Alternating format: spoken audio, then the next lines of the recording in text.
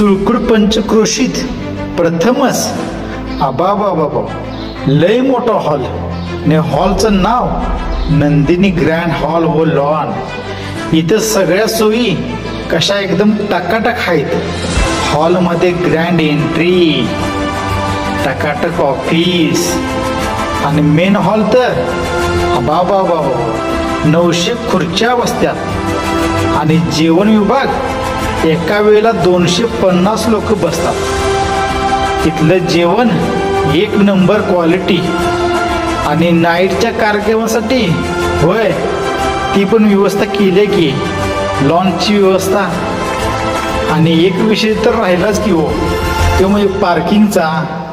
एका वेळेला 500 4 व्हीलर आणि 500 2 व्हीलर बसत्यात, एवढं प्रशस्त पार्किंग आहे।